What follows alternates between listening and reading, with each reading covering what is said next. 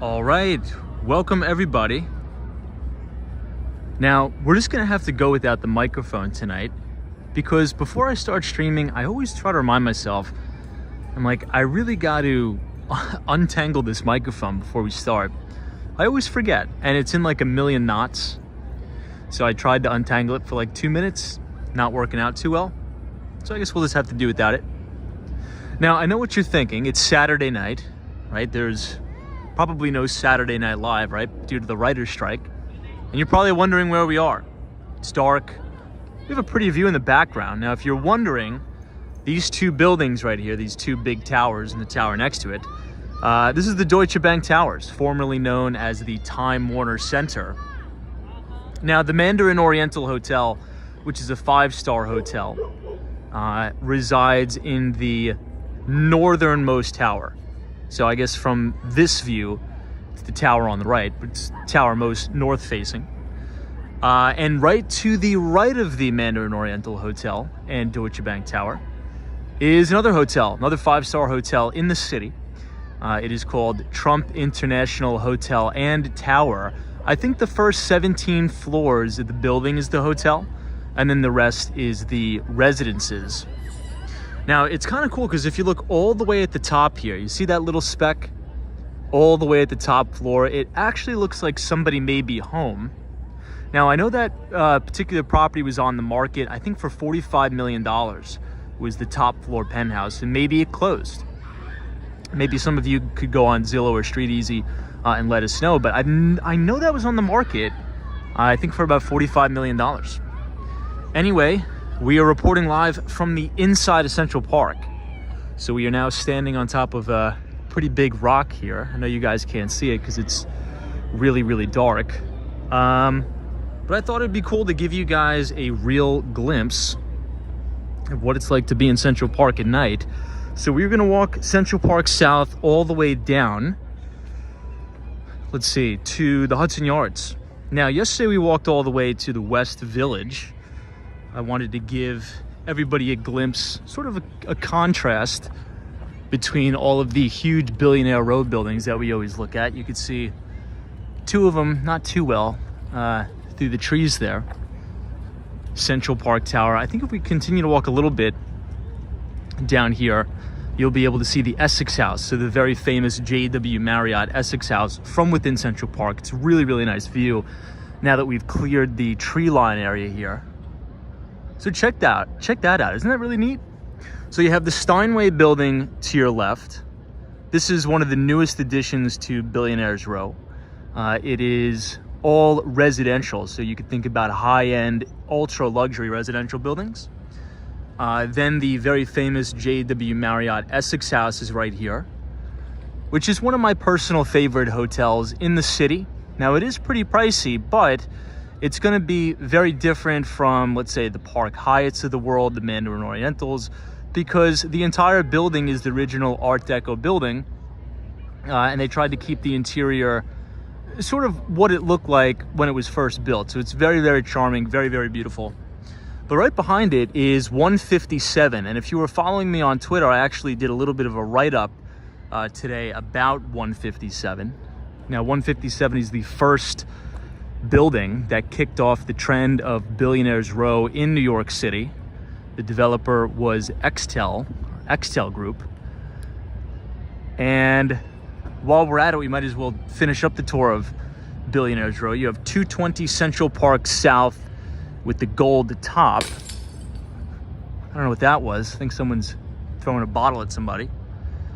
And then we have Central Park Tower, which is another Extel building.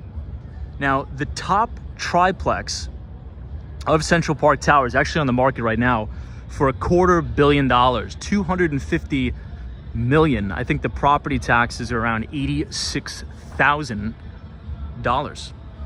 Without further ado, guys, let's say hello to everybody in the chat. Hopefully your weekend is going fantastic.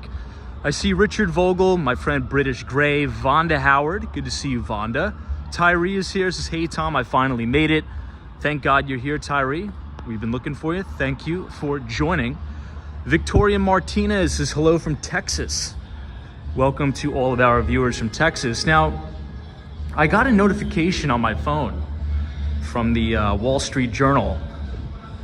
Unfortunately, I guess there was another shooting, or I think it's an ongoing investigation, but I just got a notification on my phone literally 30 minutes ago before we started the stream. You know, in Central Park, there's all these really nice bridges here, but, you know, hopefully there wasn't any casualties. It seems like every other day in America, there's some sort of mass shooting. It's kind of disheartening, to say the least. Josh D is here. What's up, Wendy England? Good to see you. Thanks for joining. Infinite Sky says hello, Tom and everybody. Carol S, Sunshine After Rain, welcome.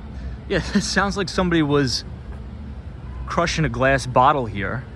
But you know what? Central Park is really lovely at night. Contrary to what you may hear about in the news, you may read about in the papers, it's actually really nice. Really, really beautiful. You have all of the horse and carriages lined up here. It's a big tourist thing. I've never really been on them, but really, really popular and big for tourists. Dogdorf is here, says hello from Cancun, Mexico. Good to see all of our Mexican viewers. Welcome. Here's one more shot at 220 Central Park South and Central Park Tower from the inside of Central Park. It's an absolutely gorgeous night. It was a picture-perfect day in Manhattan. It was 75 degrees. Bright sunshine. It was an awesome day. Thank God, because if anybody remembers last weekend, total washout. The entire weekend was not just rain. It was ridiculous downpouring rain. Buckets and buckets and buckets of rain. So today was fantastic. Here we are officially at Central Park South. Now, what I think I want to do tonight, I want to take you guys to the Hudson Yards. Now that the weather is finally improving, it's not a windy night. We're going to be able to explore the Hudson Yards without too much disturbance from the wind and the other elements. Now, I want to quickly turn your attention to this building right in front of us.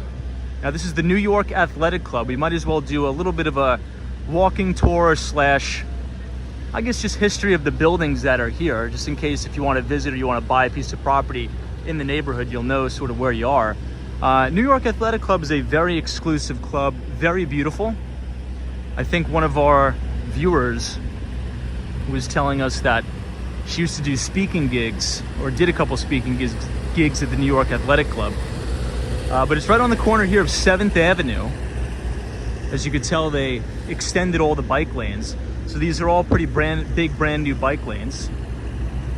The New York Athletic Club was established in 1927.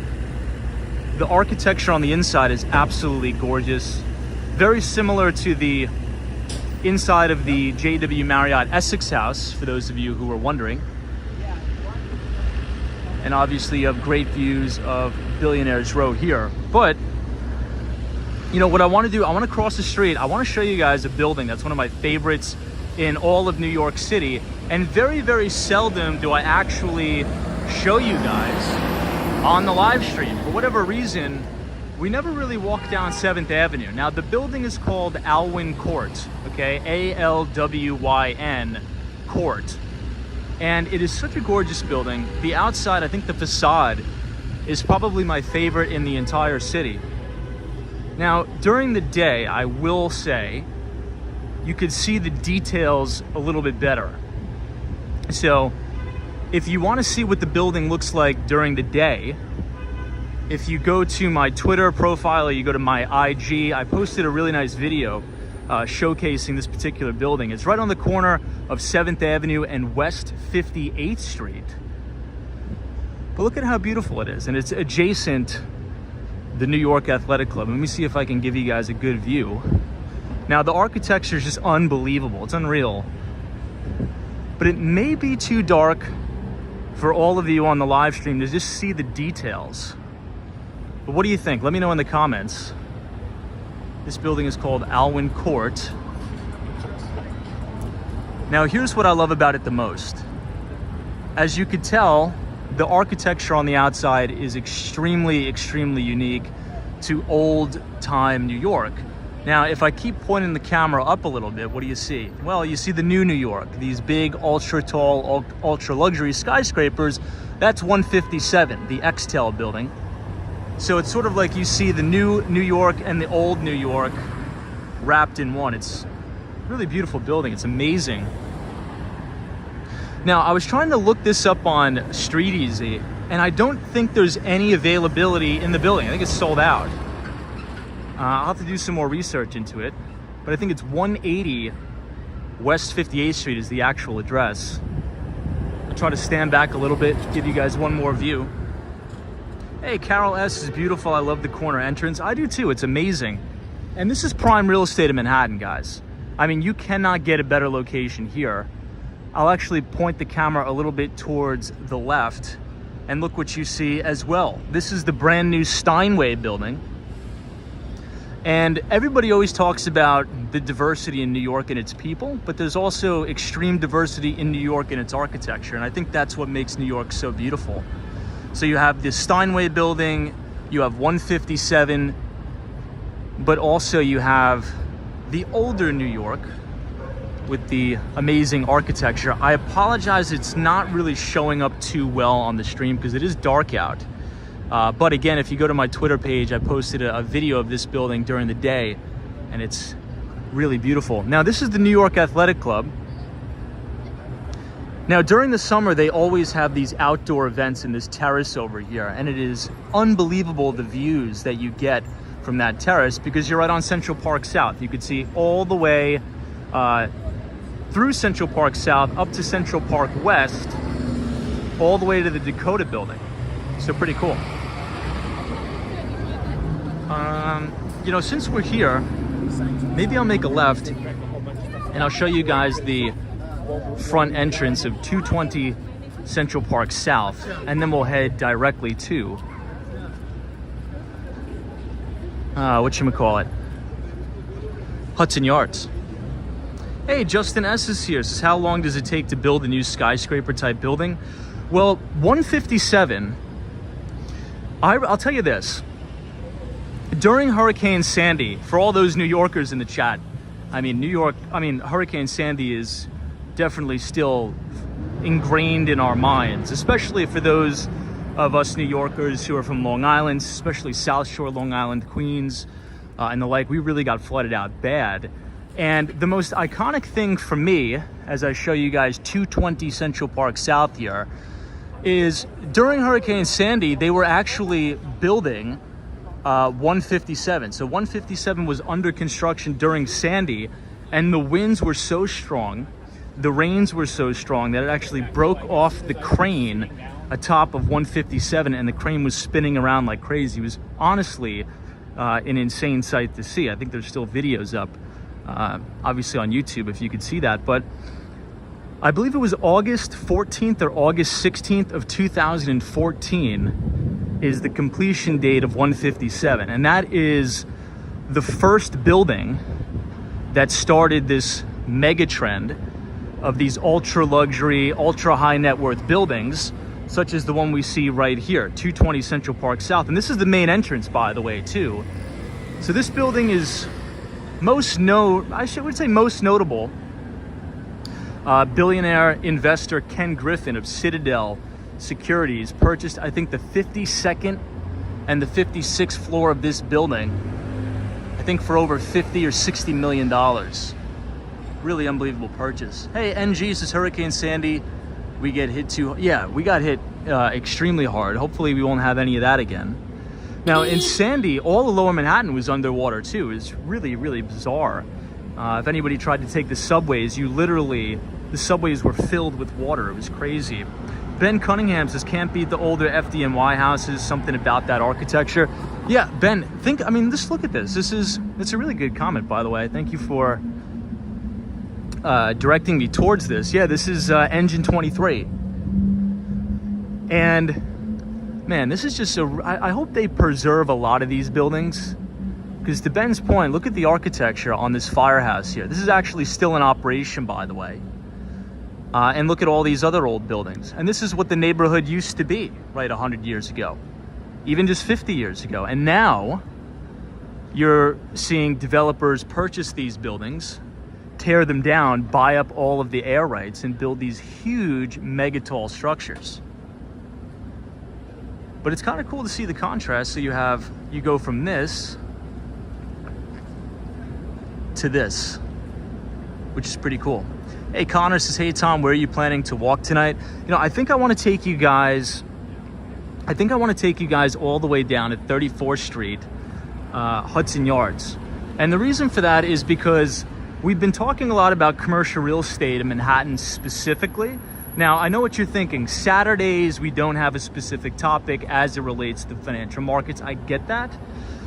So I think we're just going to look at a lot of the buildings, look at some of the architecture. But when we get to the Hudson Yards, I want everybody to be very observant of the type of real estate that is being developed there. Class A prime commercial real estate, which is actually trading in New York for premium pricing. Now, the trend that I think is going to continue in New York City and major cities across the country, specifically San Francisco and the like, is anything but Class A real estate is going to have a very, very hard time trading. It's probably going to trade for pennies on the dollar. Valuations are going to be extremely, extremely depressed, because in New York City right now, the vacancy rates for commercial real estate, so office space, is 17%. That's high. It's an all-time record high, actually. So what we're seeing after the pandemic with hybrid and remote work, in order to get your employees back to the office, well, it's going to be very hard to do that if you call them back to, an old crusty 1980s office building, right? They want to go to these big Class A office space, and that's exactly what's happening. So you think about a company like BlackRock, okay? BlackRock is now occupying a ton of space in Hudson Yards. You think about KPMG, the big consulting company. They have fully vacated their office space on the east side of Manhattan, and now they are also in the Hudson Yards too. So I think it's going to be cool to see, and just so you guys can see a visual of exactly what's going to be happening here in New York in the commercial real estate space. Now, this building is right at the northernmost side of Central Park, the northernmost side of Columbus Circle. And this is the Trump International Hotel and Tower, which has amazing views of Central Park and Billionaires Row, by the way. Hey, Gary Carpenter, I did see that. Yeah, so guys, I didn't even know that was going on. So what is it called? The Coronation, or we have a new king, right? The new king of England, I guess. Yeah, I was watching a little bit of it. They had some clips about it on Twitter. Kind of cool. I had no idea it was even going on today. Lynette Jackson is here, says hello, welcome. Chris, username schmoozername is here, always appreciate you. Using People says, Tom, BlackRock is right next to where I live, 36th and 9th Avenue. Wow, very nice. Yeah, Using People, I'm trying to remember when that live stream was. Now, for those of you who don't remember, I think this was during the winter, and we were walking around Hudson Yards. I think it was a really horrible windy day, and we actually ran into one of the lead designers that was designing all of the interior design for the lobbies of all of the buildings at Hudson Yards. And he was talking to us about it, and his wife gave us a little bit of insight there. And she's the one who told us that BlackRock was going to be moving in. This was almost a year and a half ago. All right, team, before I get distracted, let's start to head downtown. It is a very lively night up here at Columbus Circle. We might as well walk down Broadway, because as we go down Broadway, we may see we will see The Late Show with Stephen Colbert, which I believe is still on strike. Is that right? For those of us in the chat who know what's going on with the writer's strike. I think that's impacting all the late night television, is it not?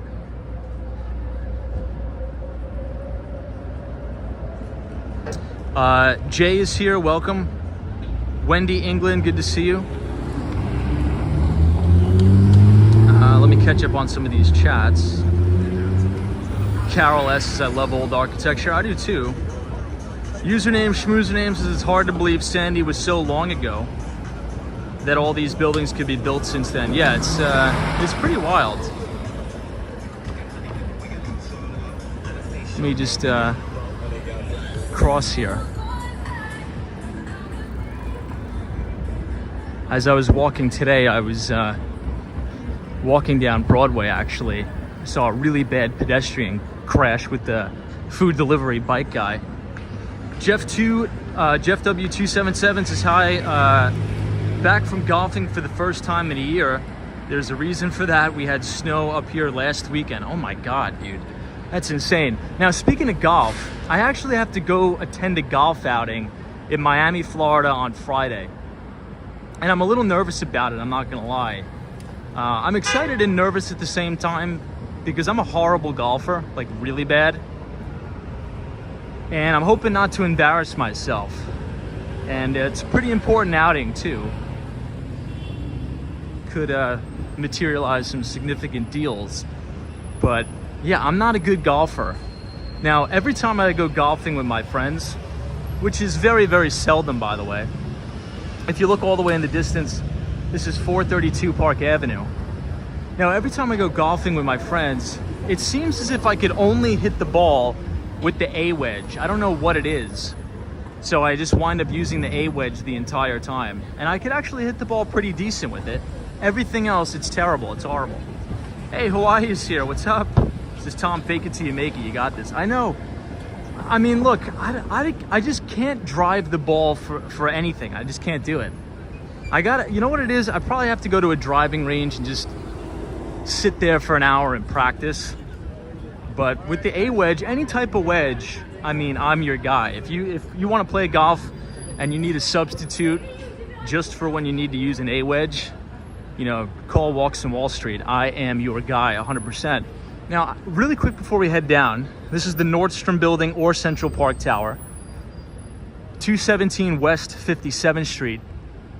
Check out how tall this building is. Now, again, the listing, Serhant from $1 Million Listing New York, Ryan Serhant's brokerage, Serhant, has the listing all the way at the top of this building.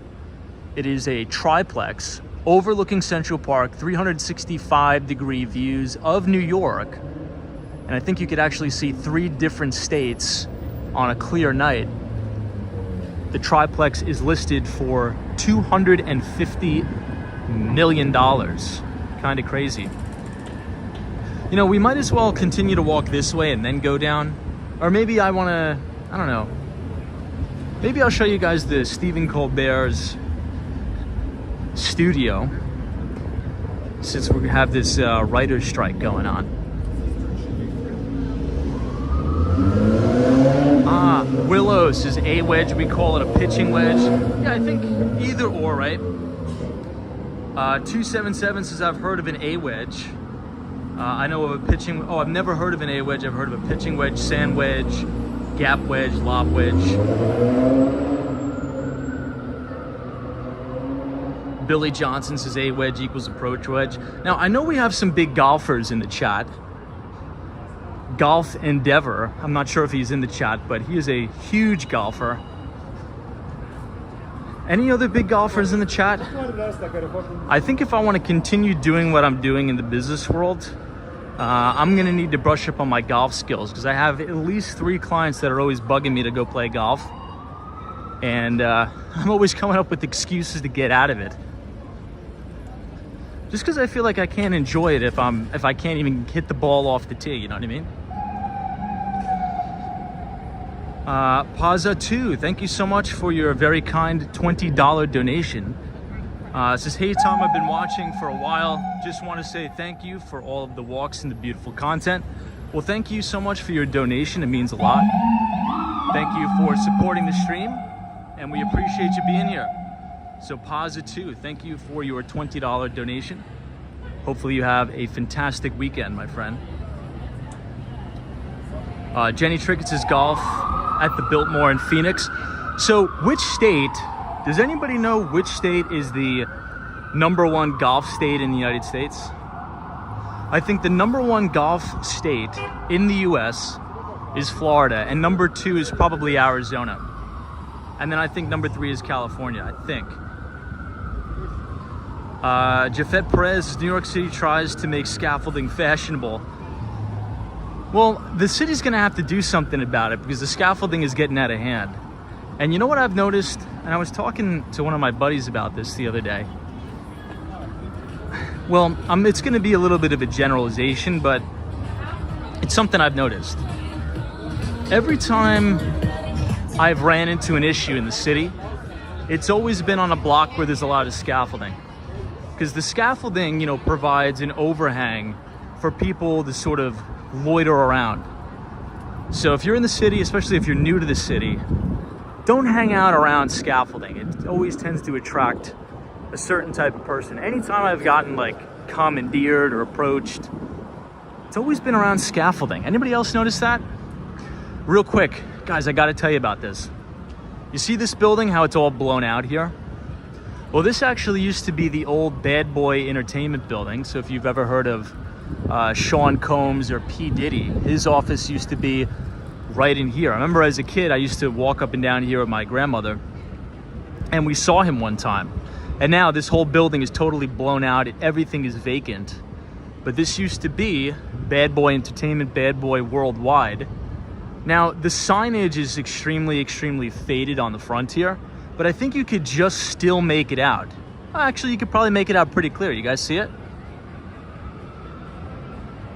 Yeah, you could see Bad Boy Worldwide, Bad Boy Entertainment, and now the entire building is vacant. Now, we talked about this on another stream, probably about 2 months ago. This is set for demolition, and thank God they're doing that, because look at the prime real estate you have here.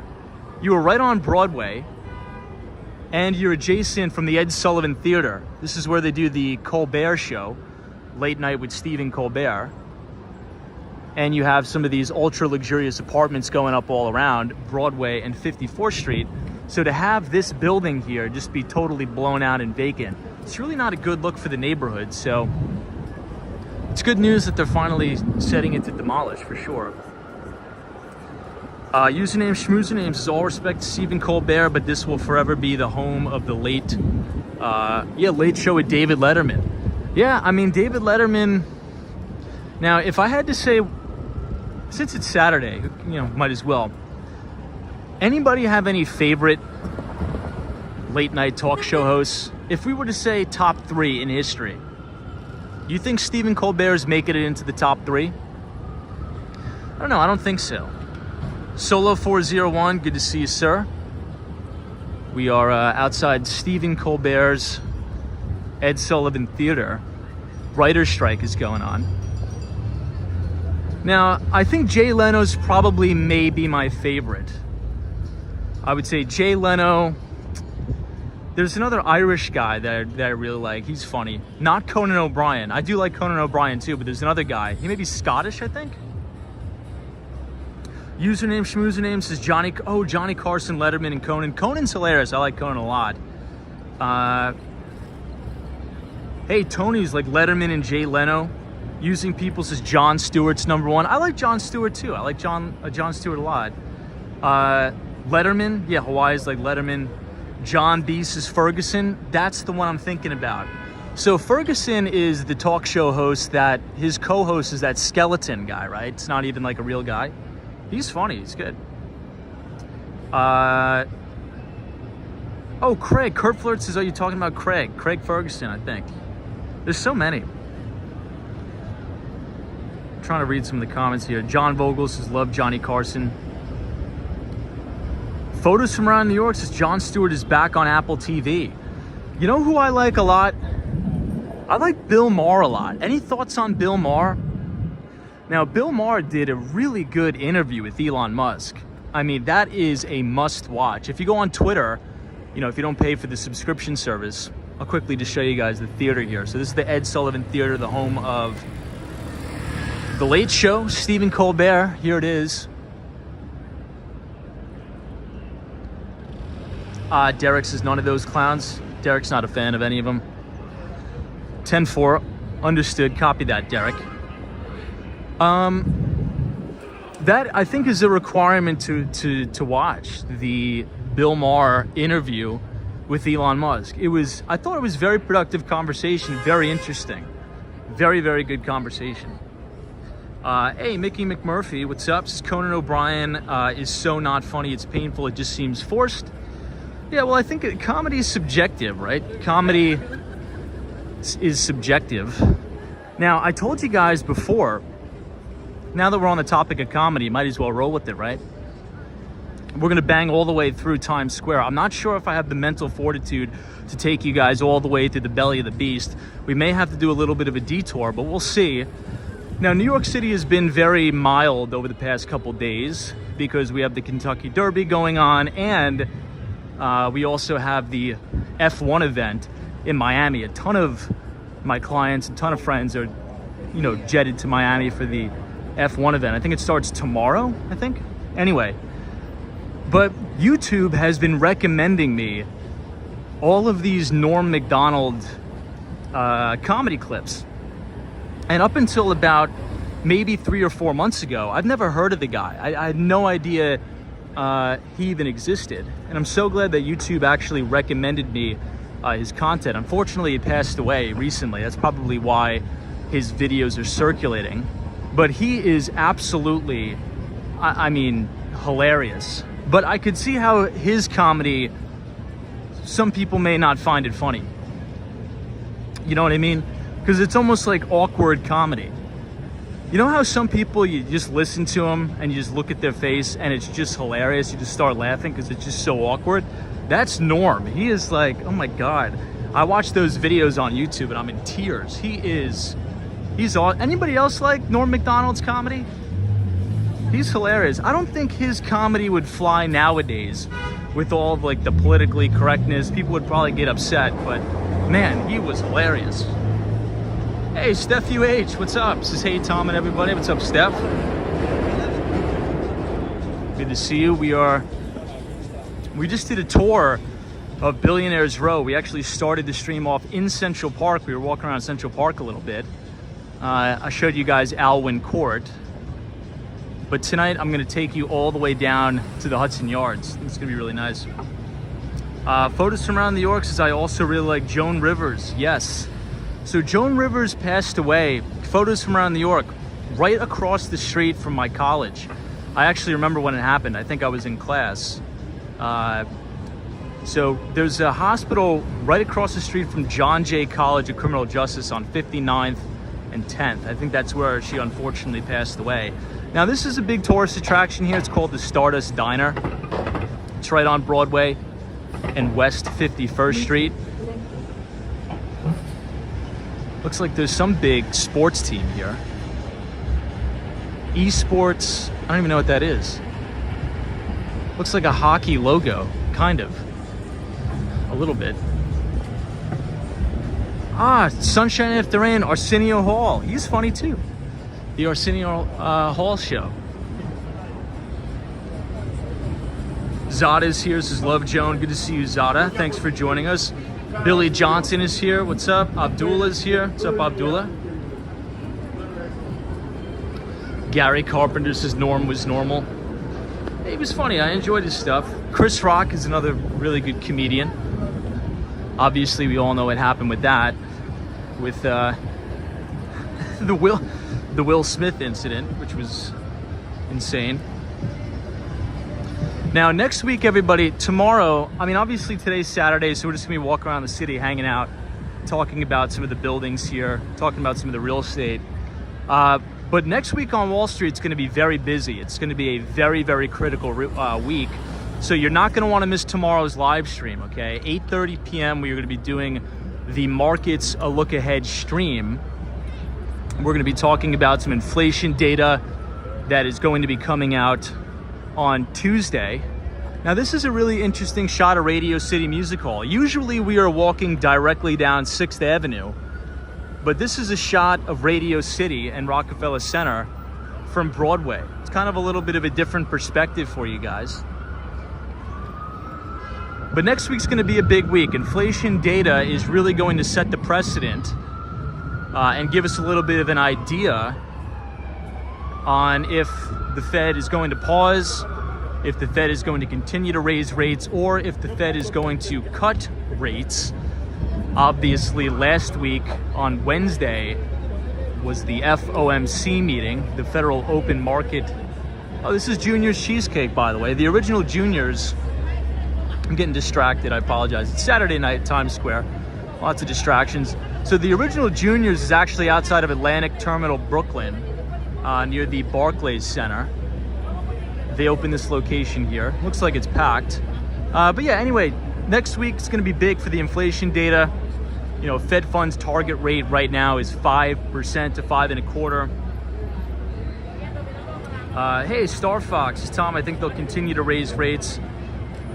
I think I have to agree with you for sure. We'll see what futures price in next week. Hey, Mac914 says, hey, Tom, what's up, Mac? Good to see you. The LT Prod says the market might possibly finally get some direction next week. We'll see. We'll see for sure. You know, I think people need to be really careful here.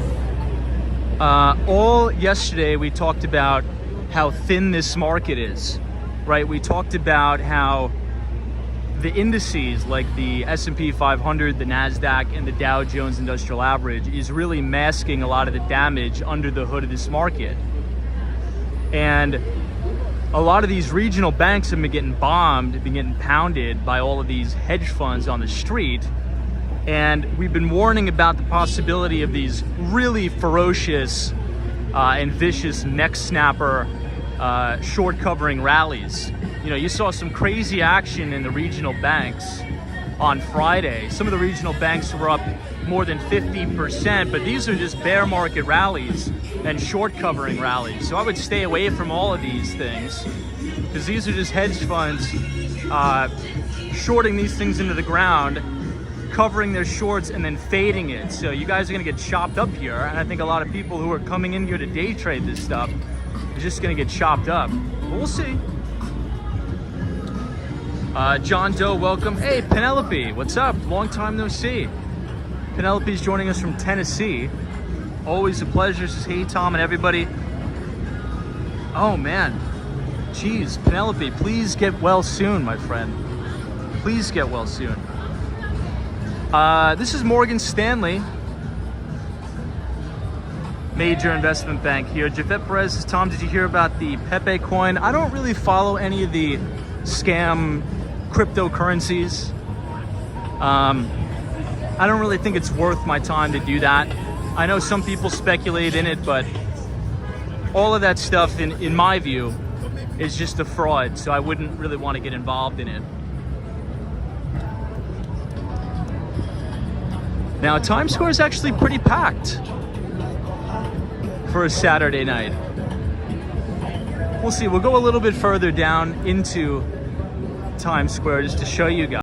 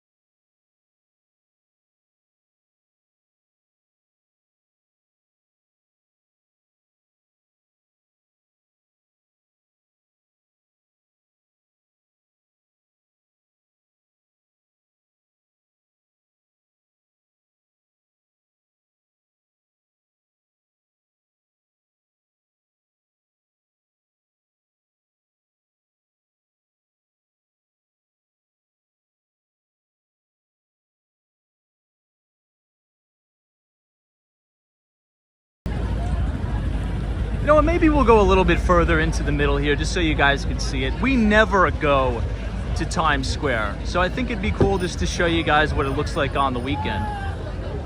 I'll try to give you guys a bird's eye view. Hold on.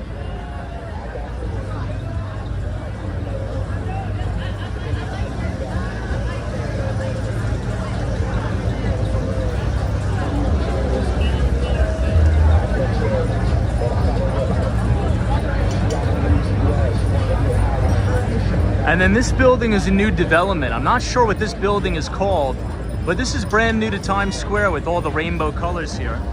Hey, Charles D, what's up? This kind of has a Wall Street vibe in Thailand. Interesting, I've never been to Thailand. Wow, guys, look at that. I've never seen those street vendors before. Look at those. Those look really good. Look at that. These are like impromptu, very small setup street vendors. These actually look pretty good. Not bad.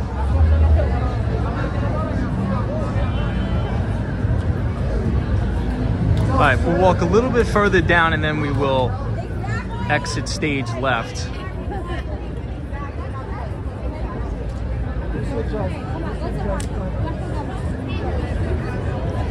Look at how packed the red steps are here. The RT 440 says, I love Times Square. I go right in the middle where it's a madhouse. God bless you, man.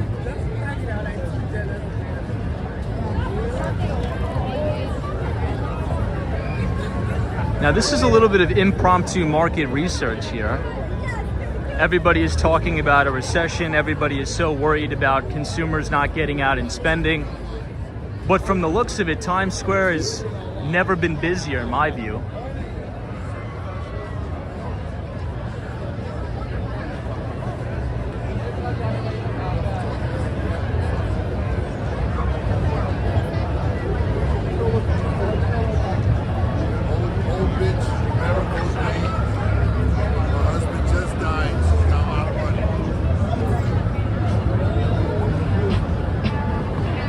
Now this is bringing back memories. This store right here, the Express store, I actually used to work there as a teenager. It was horrible.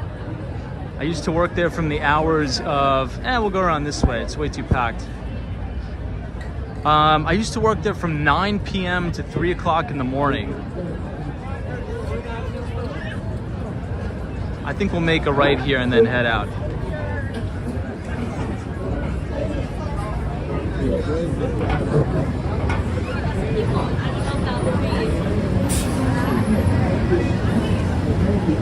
Cindy Foley's like sensory overload. I agree. This is where they do a lot of the Broadway shows. You'll see Hamilton here. I think you'll see The Lion King as well. The D. Jackson's like the summer's gonna be crazy. I agree. And we saw a lot of that confirmation in a lot of the earnings for the hotels. So Hyatt, ticker symbol H, reported earnings I think on Thursday. They had a record quarter. They broke records for net income in Q1 of 2023. Now Hyatt is servicing the, I would say, the upper echelon, more of the luxurious hotels. There's a Park Hyatt here in New York City that's actually located right in 157, where rooms go for upwards of $2,000 a night. I think the cheapest room in the Park Hyatt is right around $1,200. So if there's record net income, record revenues for hotel stocks, you know, we're gonna hear from Marriott next week. What does that say about the broader economy? People are still out spending. Consumers are prioritizing travel and leisure. Just crossing the street here, over some more of the hard goods. This is a really cool Tesla taxi here. Look at that.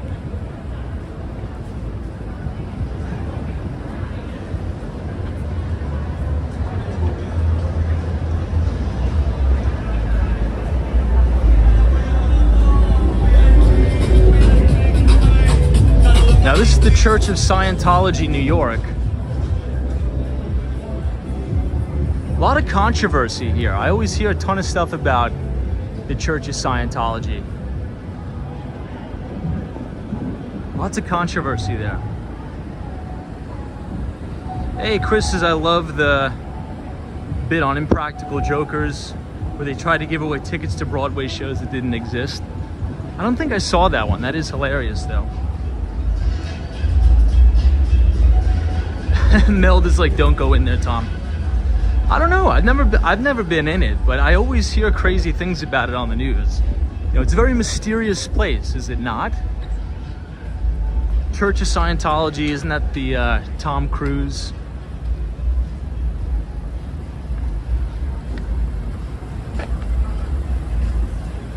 War Walker, good to see you. Thank you for joining us tonight as we ventured through Times Square, which is very uncharacteristic of us. But right down here is Restaurant Row. I'll give you guys a little bit of a tip. One of my favorite restaurants is located right down this block here on West 46th, I believe we're at. Should be 46th or 48th, maybe. I think it's 46th. The restaurant is called Becco. B-E-C-C-O. One of my favorite restaurants of all time, right down here on Manhattan's Billionaires Row. On Manhattan's Restaurant Row, not Billionaires Row. Well, let's head downtown. This is 8th Avenue. Now, I usually like to avoid 8th Avenue, as you guys know. 8th is, it's a little hectic, let's just say that. 8th Avenue is always a little hectic in New York. We're coming up on 42nd Street and 8th, and that is known to be the Port Authority bus terminal, which is to be avoided at all costs as well. But since it's Saturday, we're gonna drive right through there so I could show you guys the New York Times building, which is also home to enterprise software company Datadog, which also trades under the ticker symbol DDOG. Datadog.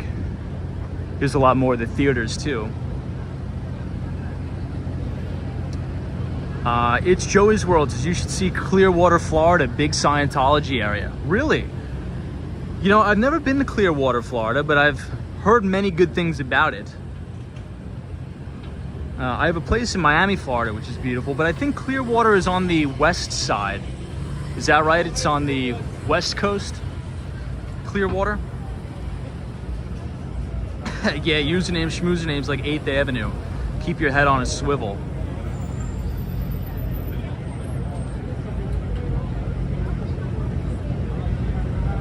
Hey, Pineapple Water, what's up? Says, hey, Tom, if you see this, I asked a question, but difficult for you to catch because some of those random comments. Yeah, I mean, if I missed the chat, just post the question again for sure. I will definitely get to all of them, as many as I can. Just post it again in the chat, I'll read it. You know, I was reading an interesting article today in Barron's about ChatGPT, about how school kids are using it for like high school and middle school, and it's causing a huge problem.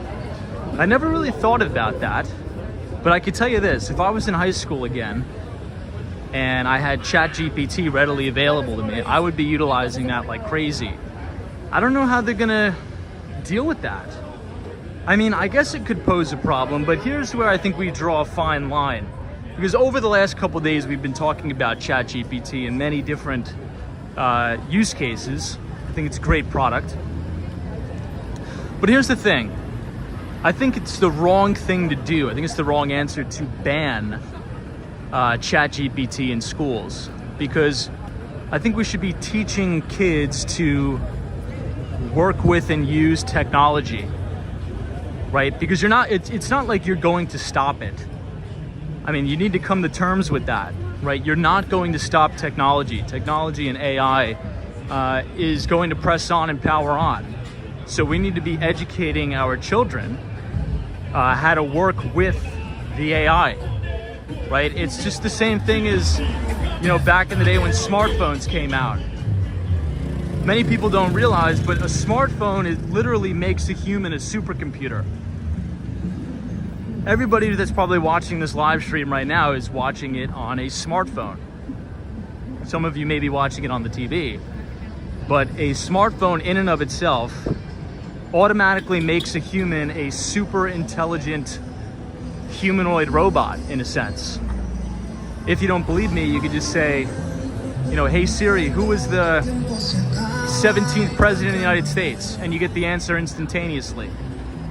You know, when my parents were in college, they actually had to go to something called a library and look up that information on something called like an encyclopedia and biographies and things like that. Now, every single answer to the most trivial question is at our fingertips instantly, instantaneously, right? So I think a lot of school districts are probably going to make the wrong decision here by banning it and discouraging kids from using it. I think you got to work around it and adapt to it and make sure kids understand what it is. I don't know, any thoughts there? Any thoughts on that? Maybe if some of you have kids, you know, that maybe in middle school or high school, something like that, would you be upset if your kids are using ChatGPT for school? I don't know, I think it's gonna be a big controversy. This is Port Authority Bus Terminal.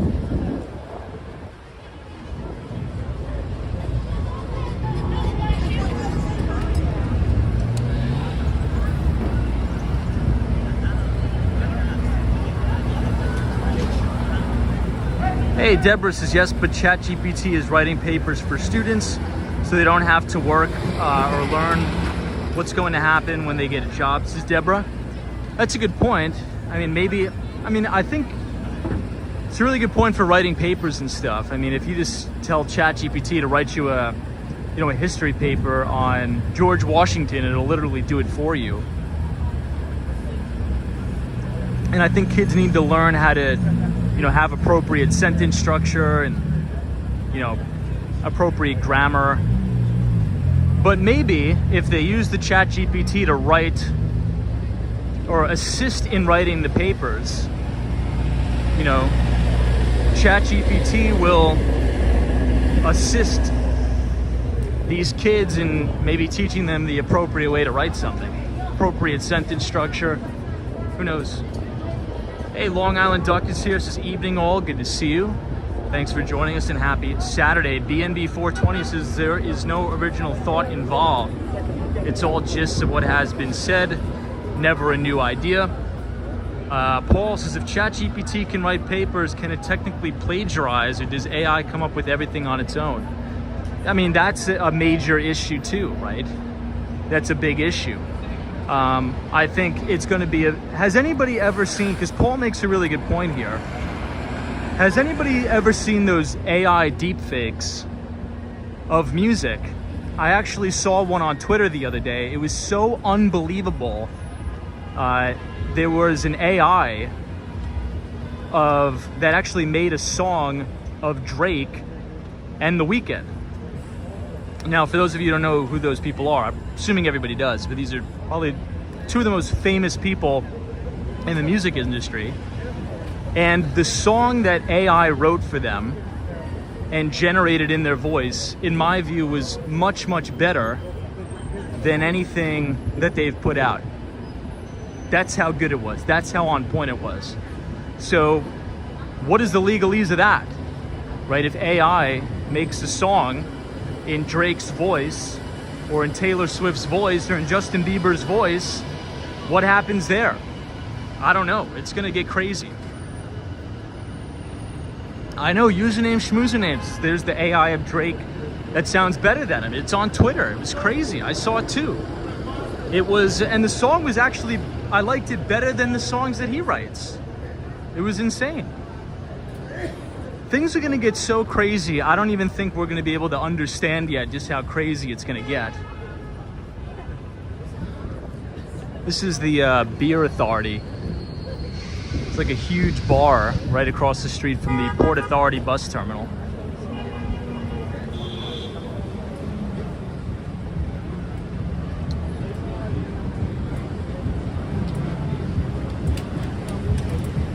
Hey, Emmanuel says hello from Dublin. Good to see everybody from Dublin.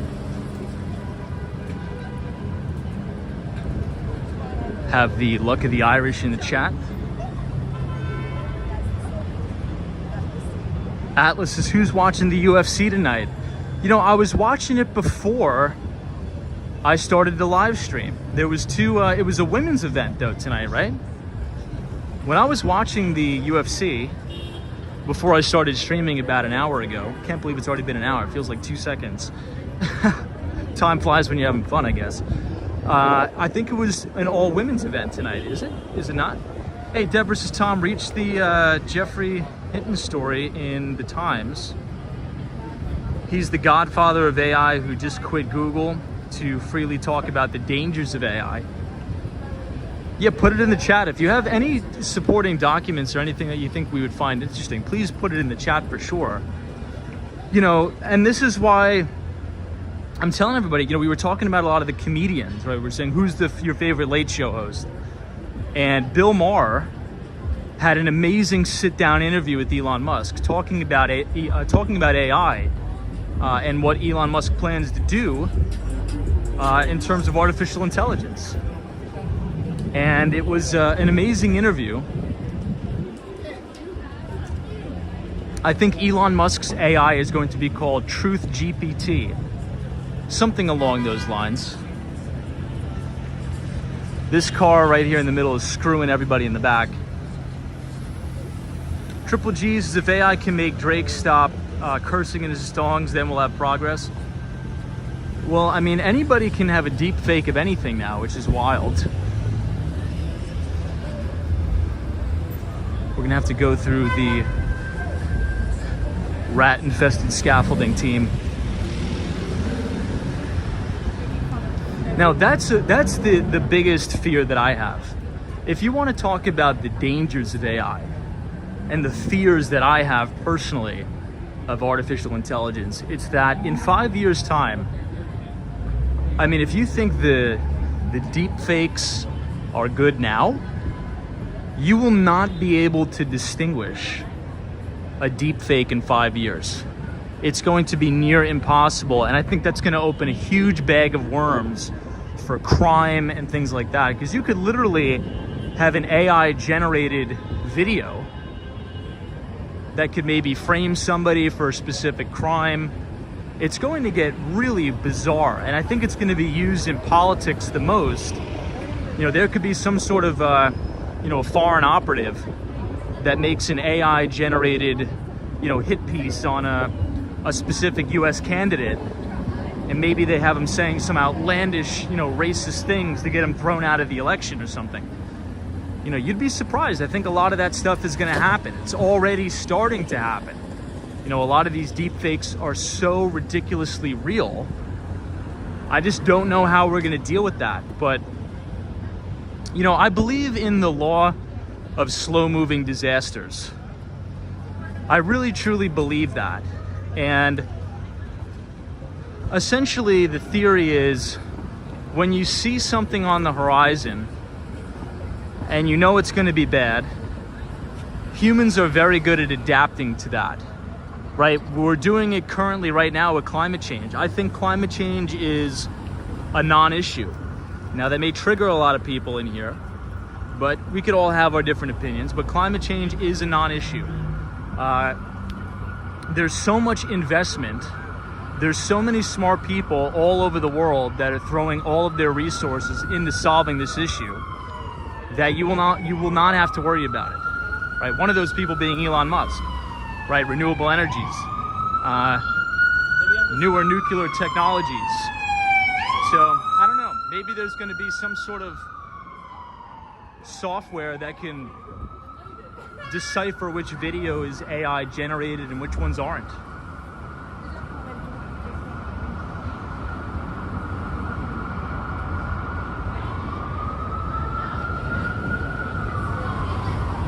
Yeah, Tony, you're right.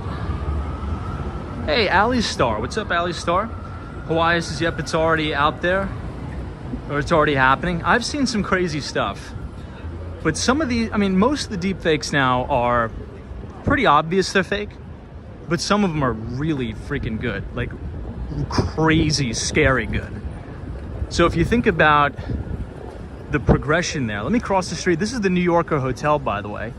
So for those of you who don't know, it's a very famous hotel. I think Nikola Tesla used to live in here. But the top couple floors, I think, are actually converted into dormitories for CUNY students.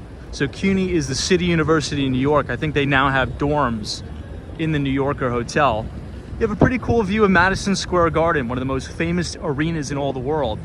MSG is right in front of us.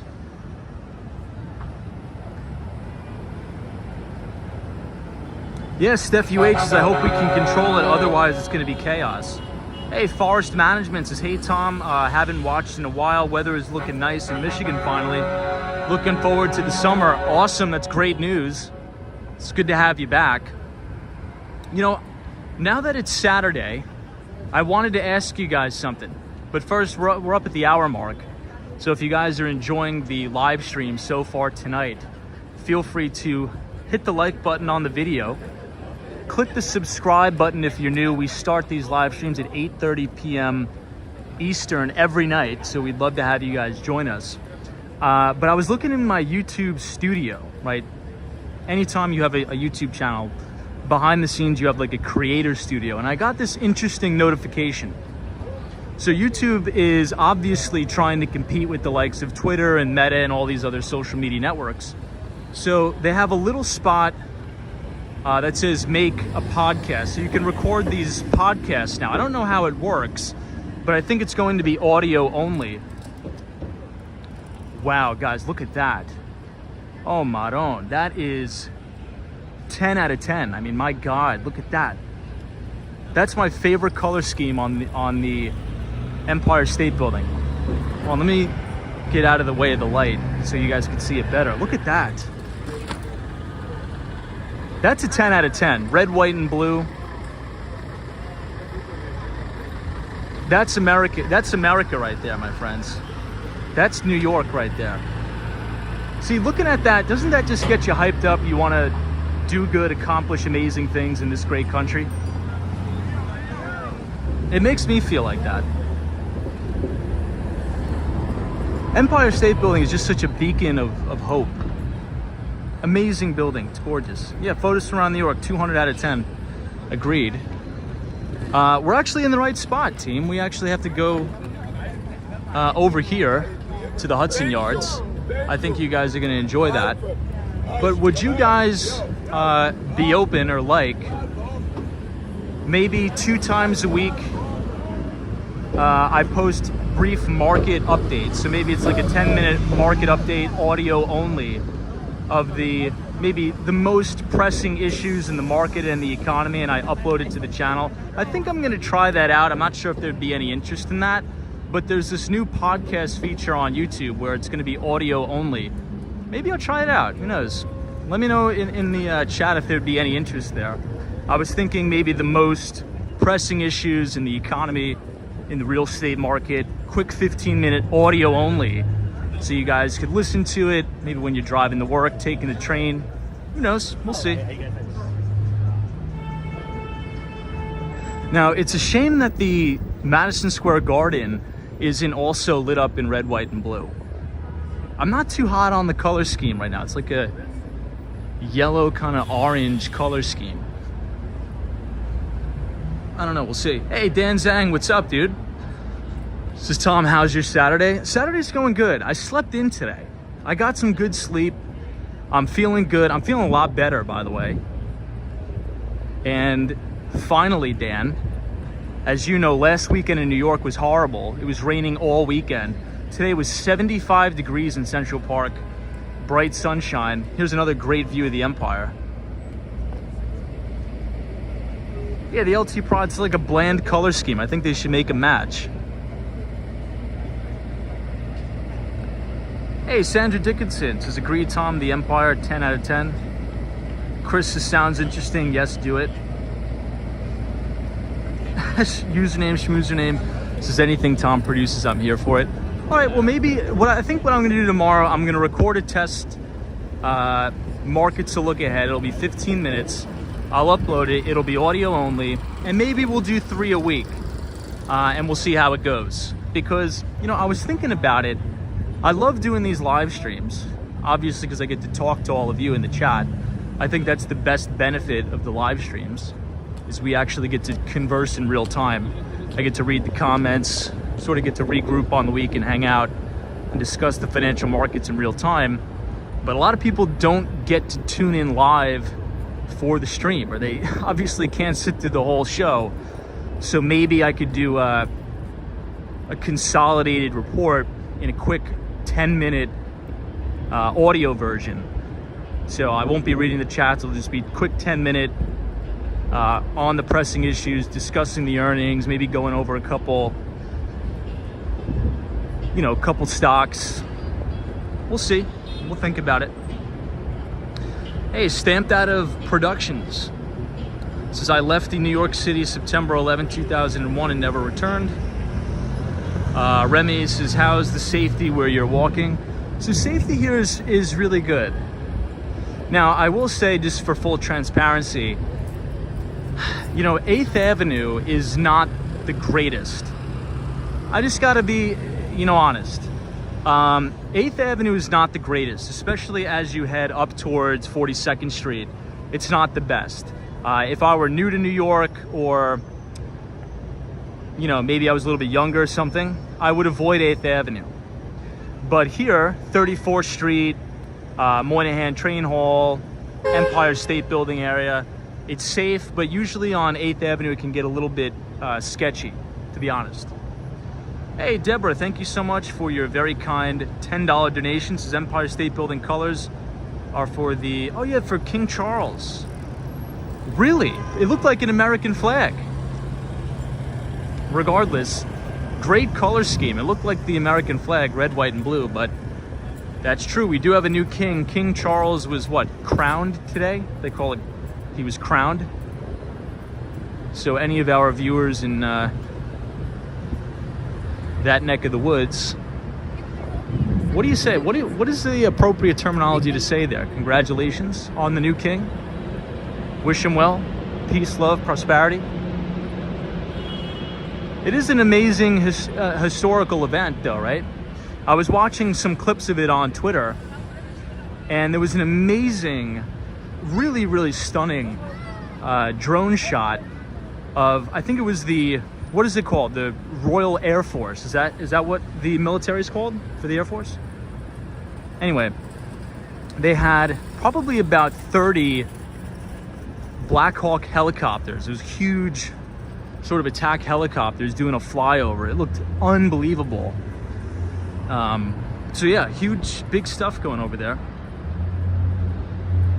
But Deborah, thank you so much for your kind donation. I do appreciate it. We are gonna head directly over here. So if you remember during the very beginning of the live stream, we were talking about the commercial real estate market in Manhattan specifically, and how there's gonna be some big problems, some very big problems. And we've been talking about this almost to the point of ad nauseum. I love those yellow lab dogs. Probably some of my favorite. Used to have a yellow lab back in the day. Really kind dogs too. Yellow labs, black labs, love them. How could you not? I forgot what I was gonna say. Anyway, oh yeah, commercial real estate. What you're gonna start to see, everybody, is a mass migration to Class A real estate office space, which is what you're looking at right now. This is Class A commercial real estate. A lot of the stuff you see here, these older office buildings, unfortunately, there's gonna be some big issues for people who own them, especially if you have outstanding debt on them, because I think the vacancy rates are gonna go through the roof. You could actually see the reflection of the Empire State Building in that building, which is kind of cool.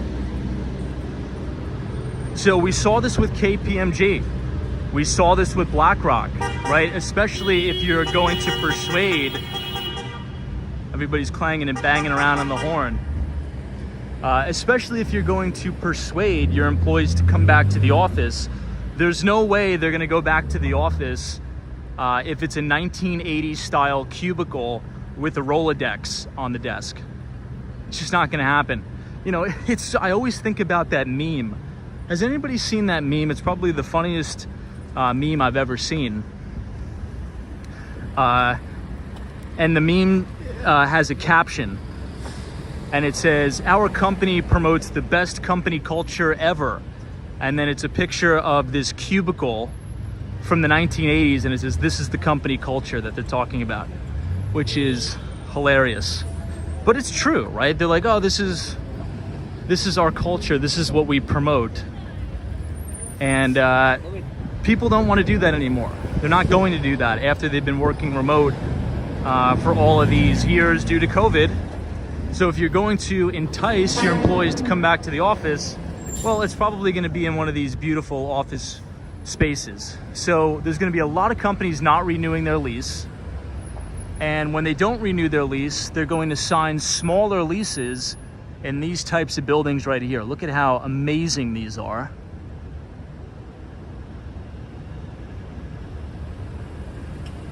And look at the massive lobbies too.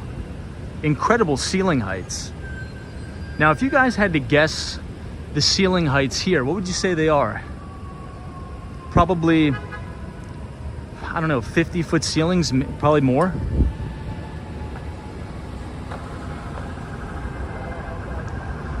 We're gonna try to jaywalk here.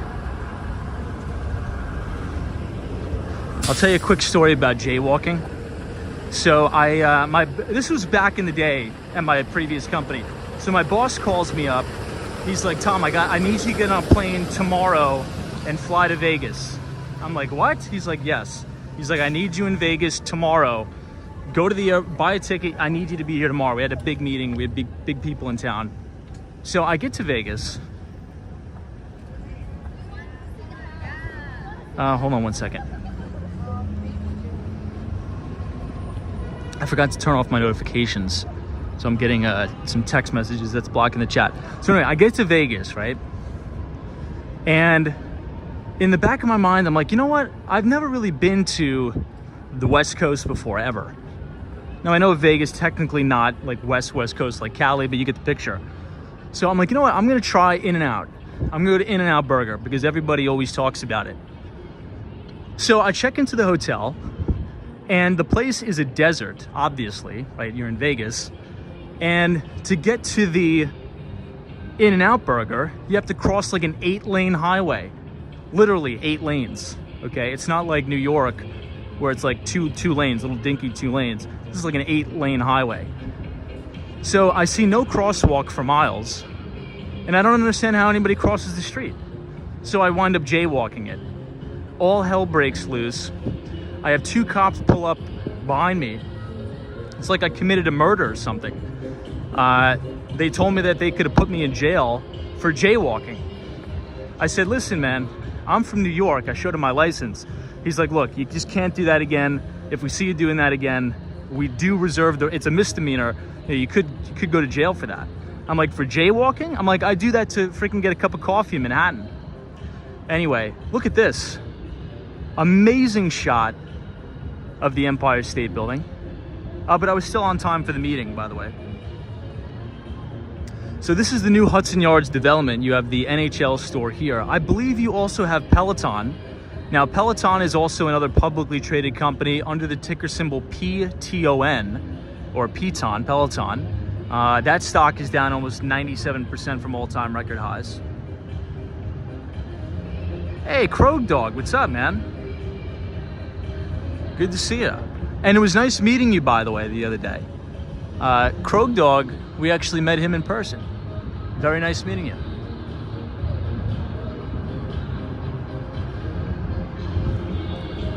So the Whole Foods opened up. This is a really, really nice area, guys. Now, when I was first going to college in Manhattan, let me tell you, none of this was here. Like, literally none of it. I actually remember walking to class. I remember back in the day, I used to take the Long Island Railroad to Penn Station and then walk all the way over to 10th Avenue. There used to be a drive-through McDonald's. Anybody remember that? I think it was the only drive-through McDonald's on the island. And I used to go get a biscuit before I would walk all the way to 59th Street to go to class as a freshman. And in 8 years, they've totally transformed Hudson Yards. This used to be all like mechanic shops, very old and dilapidated office space. And they just did an absolutely amazing, fantastic job. Look at this outdoor dining space. Everything is so clean. People are out having fun. It's an unbelievable space here.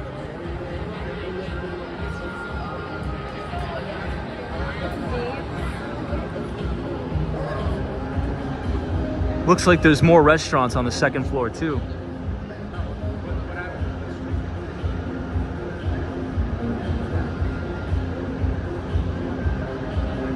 Hey, Ed Dunkel. What's up, Ed?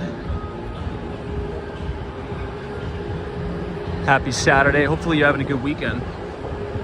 Hey, speaking of the FDNY, we got the FDNY in the chat. Papa Smurf OG, God bless you, sir. This is good evening, Tom. Hope you are having an awesome night.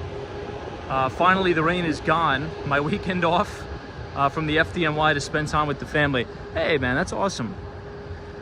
Dude, 100% right. I mean, last weekend, it's almost like I couldn't get away from the rain. So when I came back to New York, right, about maybe 3 weeks ago now, my flight was canceled because we had 24 inches of rain in 6 hours. Fort Lauderdale decided to turn into Atlantis. And then once I landed in New York, it's been raining like almost every day. Last week, it was a total washout. The rain was extreme. But today was a good day in New York. It was awesome. 75 degrees. Thank God, being that it's already May. And I think tomorrow's going to be a nice day too. So enjoy your day off and thank you for being here.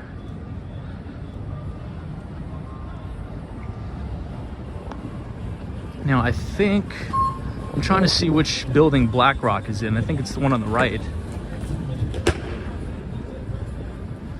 Now First Republic is no more. Our good pal Jamie Dimon took that over. Now I think there's going to be some more contagion in the regional banks. We'll see. I mean, I always revert back to Bill Ackman's tweet, and I think he's spot on. We've been talking about that too. You know, there is an alternative now, right? I mean, the Fed funds rate is 5% to 5.25%. You know, if you log on to your brokerage account, if you have Charles Schwab, you know, Interactive Brokers, whatever broker dealer you have, I'm just naming just two random ones.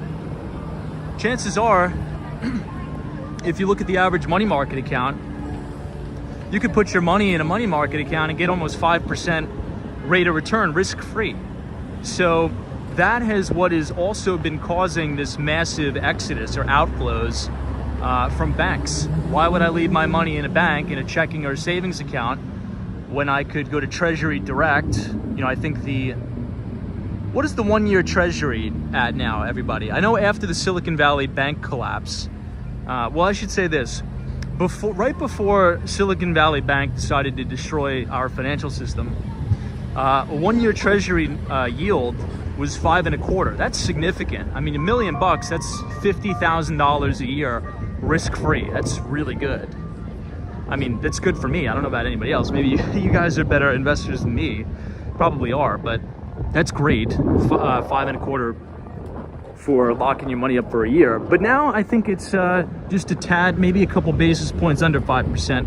I know the 6-month Treasury is right around maybe 5. I think it just broke 5% on an annualized basis. But that has also been causing a lot of these outflows from these regional banks. I think people are starting to wake up to the fact that they can get better yield for their money elsewhere. Now it's starting to get a little bit windy and we don't have the microphone, so I do apologize for that. But we are now at the Hudson Yards. But we have to make a right at the crosswalk so I could show you guys the lobby. It's always windy at the Hudson Yards. To be exact, this is 30 Hudson Yards, and right now we are looking at the Equinox Hotel and Tower. Look at this thing. This is unbelievable.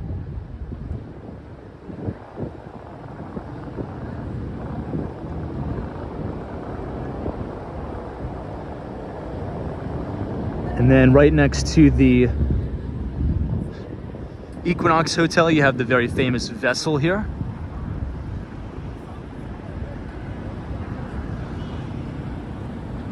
Now the Equinox Hotel, I believe, is very expensive too. I think it's a 5-star hotel, just opened recently. I think it's been about a year. I think the room rates can go upwards. I think the floor is maybe $750 a night. Maybe it'd be cool if somebody could quickly Google search that. Equinox Hotel, Hudson Yards. I think the cheapest room is $750. But look at this. We're getting a little bit of deja vu here, team. This is 50 Hudson Yards. This is actually where we met the architect, the designer, in person, who designed all of the lobbies in Hudson Yards. This is about maybe a year ago. We just happened to randomly walk into him. He was actually telling us how he designed all of these lobbies here at Hudson Yards. Look at how breathtaking and gorgeous all of this brand new office space. Now this is Class A prime office space in Manhattan. Look at that. It's almost like an art museum, isn't it? It's kind of like walking into your office, but it's also an moving modern art museum. You have this unbelievable spiral staircase, or like half spiral staircase. Hey, Chris says if you have never been in New York City, you need to go. It's a great experience. I agree with Chris. You got to come down to New York. It's the greatest city on earth. Hey, JC says I'm originally from Oklahoma City too. So funny, so many of us in this room. Good to see you, JC, from Oklahoma City. Wow, pineapple water, says Tom, you're just about correct. $865 is what I found for June. Wow. Imagine that for one night. And people are paying it. I told you guys this already last week. Now, again, maybe this is a little bit of a statistical anomaly because New York City was very busy last week. We had a ton of events going on. We had the Met Gala, and we also had the grand opening of the Tiffany flagship store on Fifth Avenue. Now, funny enough, funny enough, my neighbor just so happens to be a big VP at Tiffany's. So he was in town. He texted me. I couldn't meet up with him though. I was busy. But my good friend works at the Park Hyatt, which is right in 157, and she told me that there were no rooms available. It was sold out, like literally sold out. You couldn't walk in and get a room. It was sold out for the earlier part of last week for the Met Gala and the Tiffany flagship opening, which is owned by LVMH. That stock is ripping face, performing really good. Those rooms start at $1,200 a night. Now imagine that. You know, you have full occupancy and the cheapest room in the house is $1,200 per night. Something to think about. Now, this is exactly what we've been talking about in our thesis of the creation of the two-tier society. Now, I have a theory that due to 14 years of QE, or quantitative easing, and also ZERP, this has exacerbated the fact that the wealth is being accumulated to the top 10% of Americans. Here's another great shot of the Empire State Building. Because if you think about it like this, I mean, banks lend money to who, right? Who has, generally speaking, who has the most access or more access to credit? Think about if you were a bank, right? Would you feel comfortable lending your money to, you know, somebody with a perfect credit score, $16 million in the bank, you know, and a great business and a great job? Or would you rather lend to somebody, you know, that may have, you know, made a couple mistakes in their life, their credit's banged up, and they're in and out of, you know, odd jobs? And that's the problem with the banking system we live in, because if you keep rates artificially suppressed, it only allows the big players to win the game. And it doesn't allow the little guy to have a chance. But now that interest rates are actually going up, and many people are saying, oh, this is so abnormal. I can't believe, you know, a 30-year fixed rate mortgage is going for 7%. This is crazy. It's actually not crazy. It's actually going back to normal. I think this is a good thing because it's going to allow savers to finally be rewarded once again, right? I mean, think about, you know, your grandparents. Maybe for some of you who are watching this, your parents, depending on how old you were, you know, they were able to save for retirement and grow their wealth just by saving their money in a CD, right? They used to have attractive yields, attractive rates of return. And I think we're going back to normal, right? It's not normal to have artificially suppressed rates and negative real rates, right? Factoring in inflation. Wow, look at how gorgeous these dresses are here. The colors are stunning.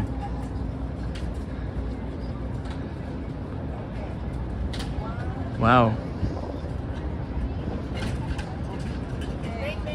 Those are gorgeous colors. So I think it depends on how you spin it. This is the Shed here. Now this building is really interesting here at Hudson Yards. This building actually moves. You see these? These are wheels. So the wheels are actually on the track, so the building goes back and forth. It's called the Shed.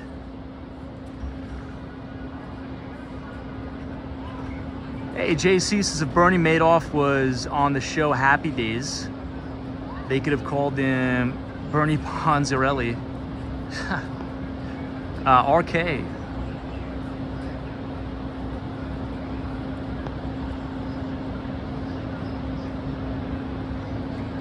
No pitching investments in the chat.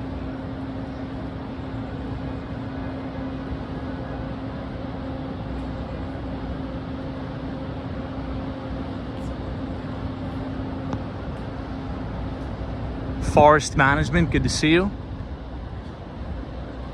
Now, check this out, team. This is the money shot right here. What do we think? Scale of 1 to 10? What do we got for the vessel? Now, this is such a gorgeous shot because you have the vessel with all of the clouds in the background. It almost doesn't look real.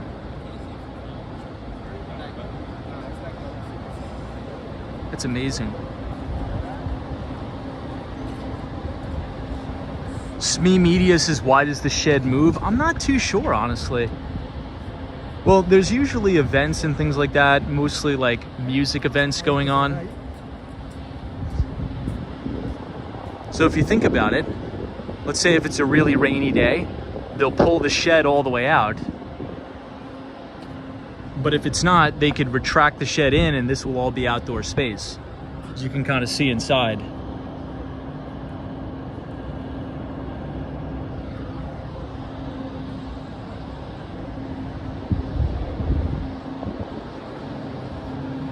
Ooh, I think we just missed it, guys.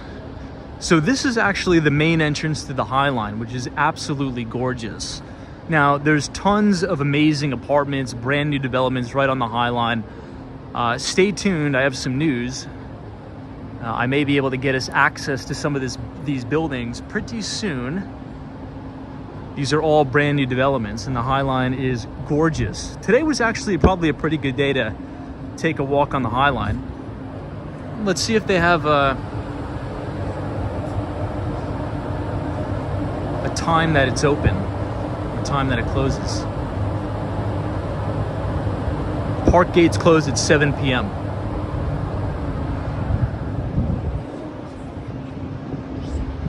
Now, this sort of little lip here that's sticking off the side of the building, that is called the Edge. Now, the Edge is a big tourist attraction, huge observation deck here.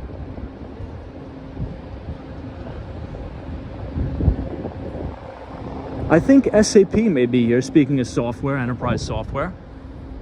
Big software company right here, SAP, L'Oreal, and Boston Consulting Group.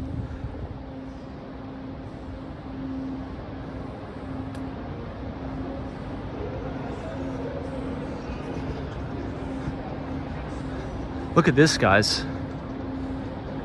SAP, L'Oreal, Boston Consulting. Again, more of this beautiful art that covers the walls inside the Hudson Yards. Amazing. I wish I remembered the gentleman's name. I'd give him a quick shout out on the stream here. But he designed this magnificently. Look at the little area here. Really cool.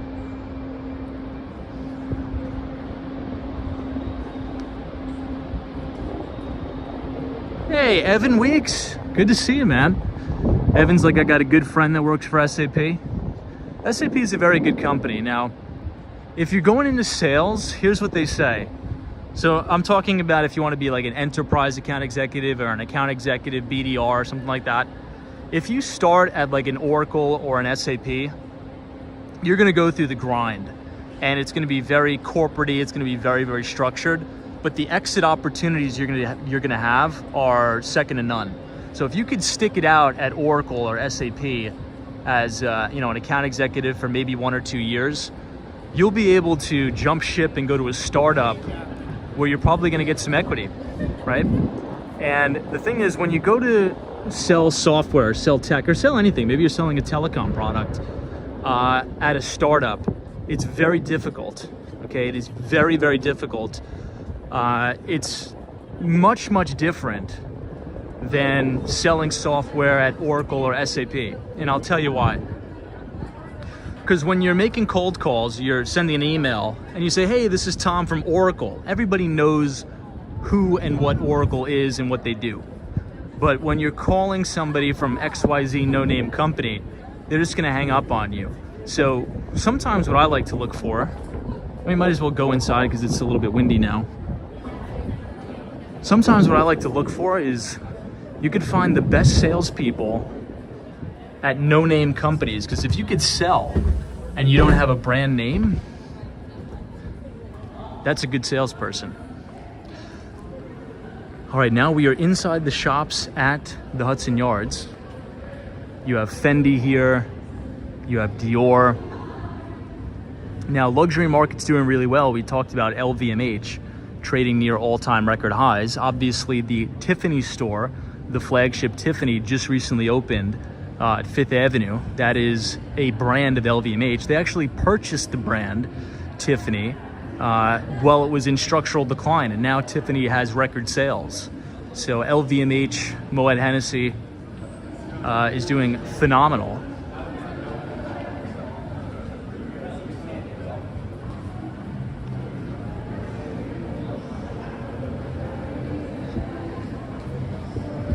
I'll take you guys on a quick loop here. Actually, I'll go this way. Now, in the winter, they make all of this really, really nice with the Christmas decorations.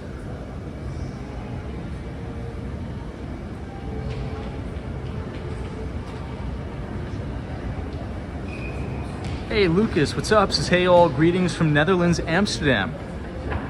Now, that's one of the places that I want to go for a visit. Hopefully one day I'll be able to make my way over to the Netherlands. I remember growing up, one of my favorite national teams for soccer, I think you guys call it football, I always loved watching the Netherlands play, always. I think, who played for Robin van Persie, right? Played for the Netherlands in the national team. There was also another guy too. I've been so detached now from soccer for so long. Now, everybody, in the winter, this is all decorated with amazing holiday Christmas decorations here.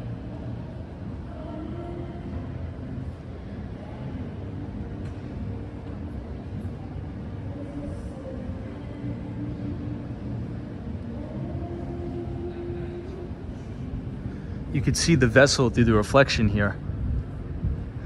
But I'll take you guys around and out the other side, out the back here. Restless Natives is Vandersar. Aaron Robin, yeah. Smee Media says, anybody see the Kentucky Derby? I saw a little bit of it on Twitter. There's a ton of events going on now. In Miami, you have the F1 event. Speaking of Miami, is it true that whoever won the Kentucky Derby was somebody from Miami? Is that true?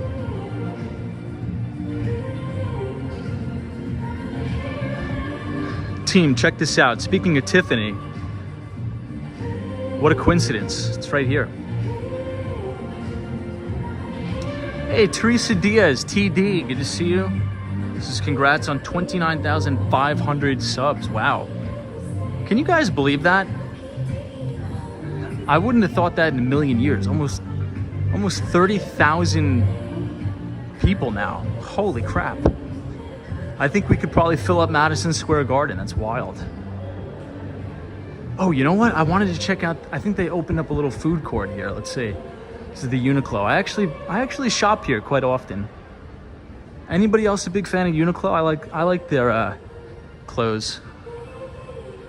But thank you everybody who's been joining these live streams. I think it's very educational and fun. I learn a lot from you guys. It's also been a really good networking opportunity for me. I think it's a good time. I'm having a good time. Have a good time talking with all of you guys. Ah, this is the Bronx Brewery. I didn't know they opened a spot here. Very cool. Okay.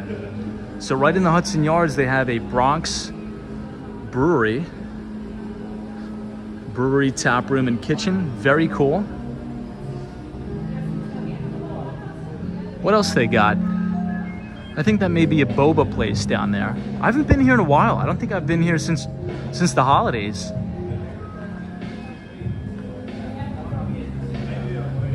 Very cool. Somebody's like, Joe says, Tom, what did you think of Buffett & Co. today? Now, the Berkshire Hathaway shareholder meeting is going on today. And I'm so glad you reminded me of that, because did anybody see the cover story in today's Wall Street Journal? If you haven't yet read the cover story in today's Wall Street Journal, you have to do it. It's like a required reading before Monday. And obviously it's all about Warren Buffett, but I don't want to give the whole article away. I think I sent it to a couple of you on Twitter. Maybe I'll post the article on my Twitter feed, but it essentially was about the way Warren Buffett thinks about success, which was really intriguing. We'll wait till these guys get on the escalator. And it was about how you only really need to be right a handful of times, and you only need to be right on the big stuff and not really sweat the small stuff. You could be wrong in the very micro and small decisions, and generally speaking, you'll be fine. But to really be successful, generally speaking, in life, you just got to get the main big decisions right. And the article was just really, really well written. It was really amazing. And it was all about how he made his decision to invest in Apple at the time, right? Because for all of those viewers in the chat who may not be read up on Warren Buffett and Berkshire Hathaway, Warren Buffett invests in very, very simple businesses, and very, very seldom, almost never, does Warren Buffett and Berkshire Hathaway invest in tech companies. Almost never.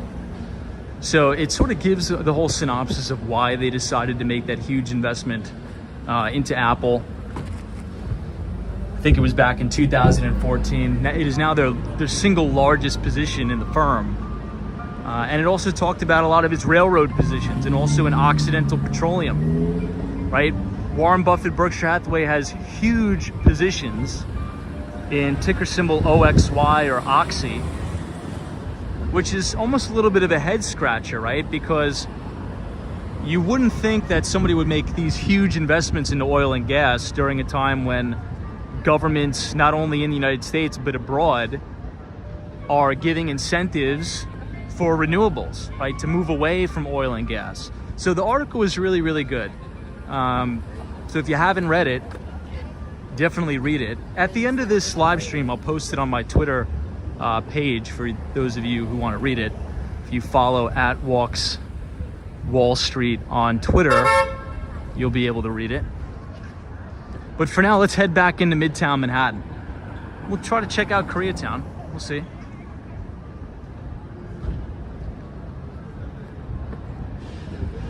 Yeah, Michael Joseph, that's true. Warren Buffett invests in companies with wide moats.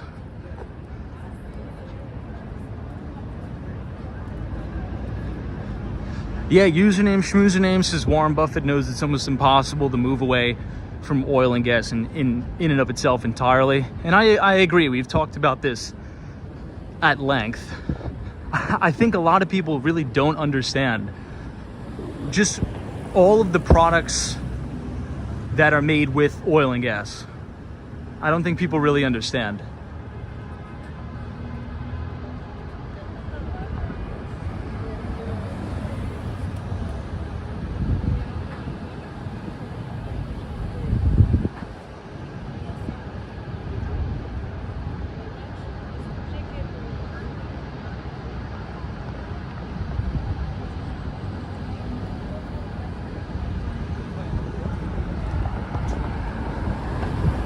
All right.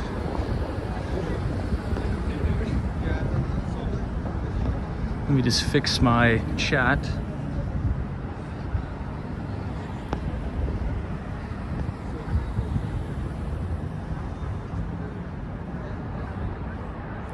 Yeah, Joe says anything with plastic, really.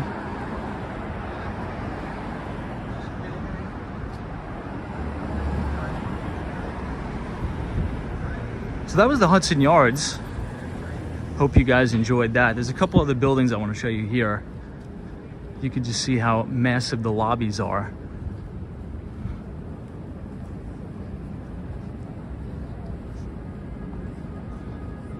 Hey, 45 says the pen in your hands is impossible without oil. That's true. Look at how magnificent these lobbies are.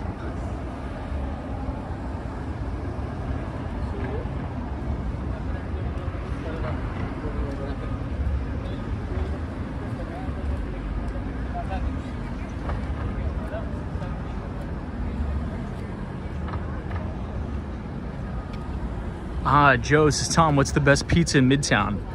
Well, I'll say this. I'm gonna give you a couple recommendations that are not in Midtown, but they are Manhattan. If you go to the Upper West Side of Manhattan, go to a place called Made in New York Pizza. It's fantastic. It's really, really good. Not a lot of people talk about it. Everybody just talks about the same places. Prince Street, John's Bleecker, all that. And those are good places, don't get me wrong. But there's always crowd. Everybody talks about Joe's. There's always crowds. Look, you don't need to wait 20 minutes to get a slice of pizza from Joe's, okay? You go to Made in New York Pizza, it's better than Joe's. And you don't have to wait in line with a bunch of tourists. There's tons of amazing pizza spots that aren't all touristy up, I should say, in Manhattan. And a lot of them are on the Upper West Side. So I would give you that recommendation. Check out Made in New York Pizza. It's a fantastic place. I used to go there all the time.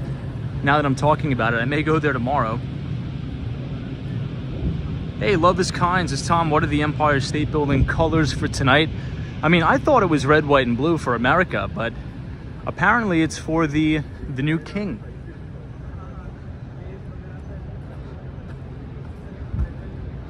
So big shout out to all of our friends in the UK.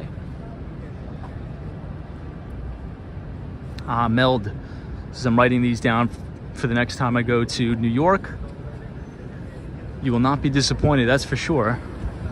All right, let's make a quick move here. And maybe if the internet is not horrible, I'll show you guys the inside of the Moynihan Train Hall right here on 33rd Street.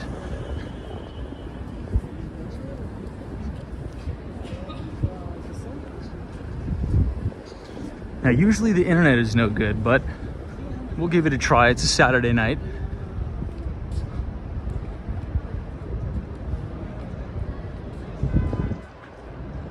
I just want to give you all one more shot of the Empire. And then I'll take you guys into Moynihan Train Hall. Now, again, just a quick reminder, tomorrow's live stream will be our Market to Look Ahead live stream. Okay, where we are going to be going day by day, talking about the main events that are going to be happening on Wall Street. Next week is going to be crazy, especially with inflation data that is going to be coming out on Tuesday, CPI. This is the Moynihan Train Hall.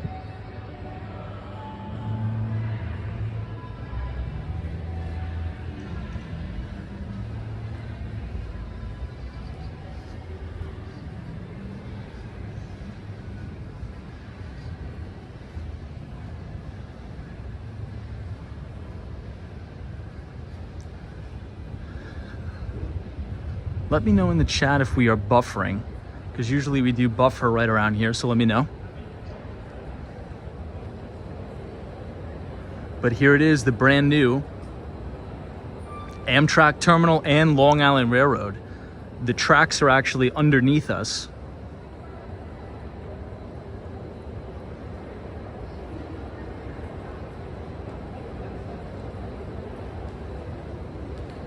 How's the internet holding up? If the internet is holding up well, just give a thumbs up in the chat so I know, because the internet is usually no good here. I'm not sure if we're buffering.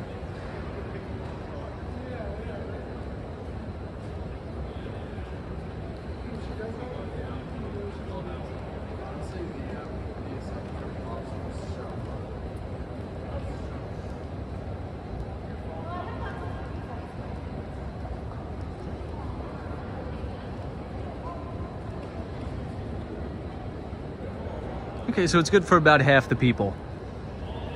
You see them? So these folks right here each get along. And check this out. I'm gonna take you guys into the original post office here. Now, this didn't always used to be a train hall. This didn't always used to be a train station. This used to be a post office.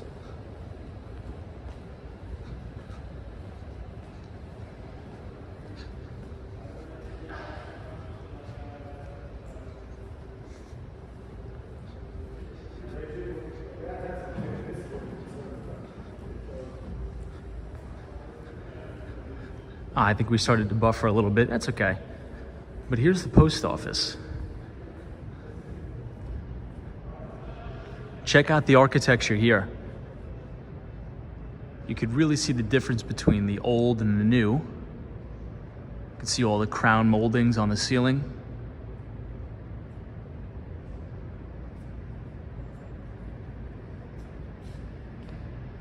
It's still in operation, by the way. Still an operating post office.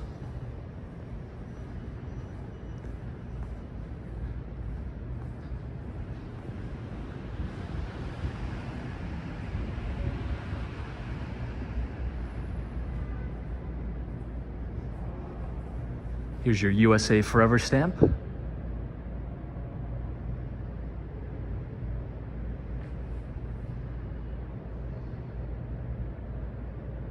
These are the original windows, by the way.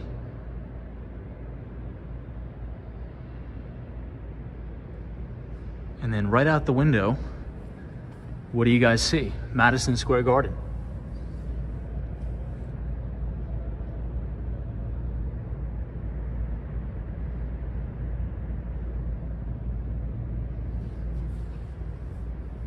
How cool is that?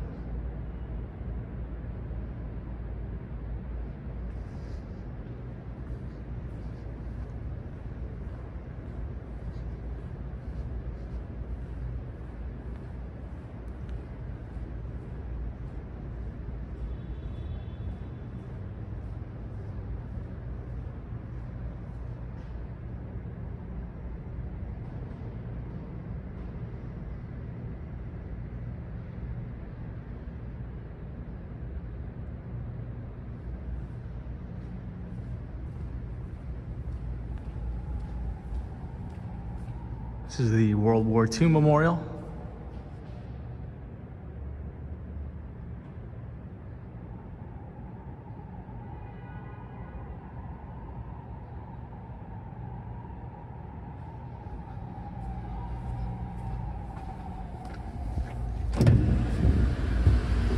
Yeah, we'll go at the other side.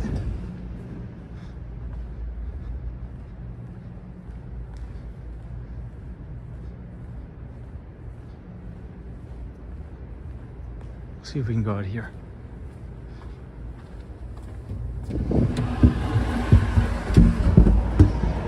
Now we are back in Midtown, Manhattan.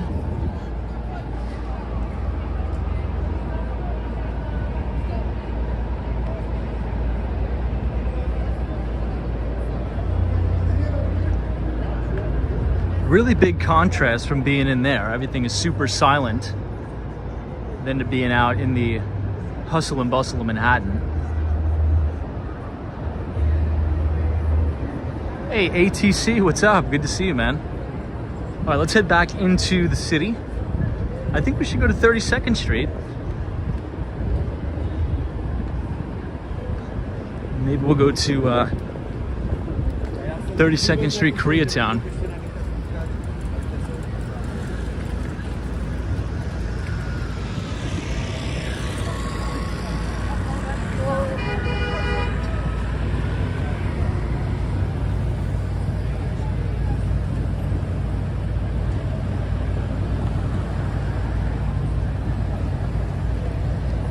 LB, good to see you.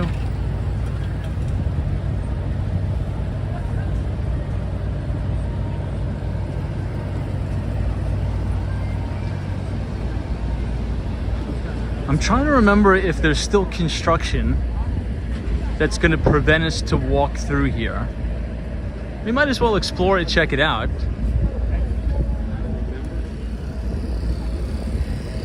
I think it may be open now. This is actually a steakhouse. I'm not even sure if it's still open yet. Inside Madison Square Garden. Now, this is the entrance to the old Penn Station. It's really horrible and really gross in there. So I tried to avoid that at all costs, in my view.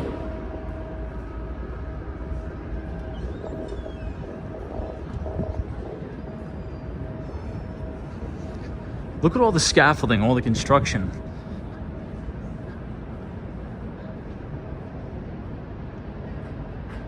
Yeah, Nick's Steakhouse. It looks closed, but maybe it's only open when there was an event.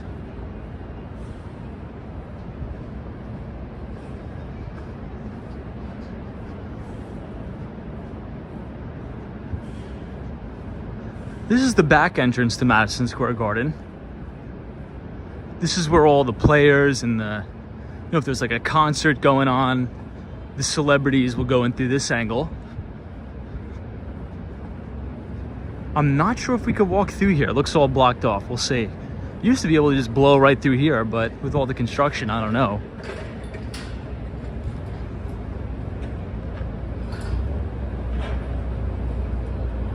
Hey, Tito De La Rosa. This is Tom. Any events at MSG tonight?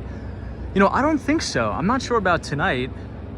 It's a really good view I got you guys of Empire State Building. Now, this is the brand new One Penn Plaza. They're redoing the entire Penn Plaza here.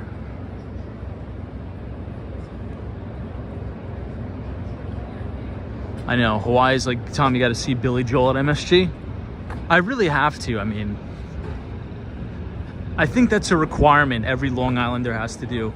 At least once in their life. It'll happen. I'll make it happen. Check out all this scaffolding. Crazy. Now, this used to take you right into Chase Bank. But I think if we make a right here, it'll just loop us all the way back around. I think they closed it off. So we may have to continue to go just straight. We'll see. Ah, you guys are like, Tom, how's the battery? Battery's about to die, actually. I just got the notification for 10%.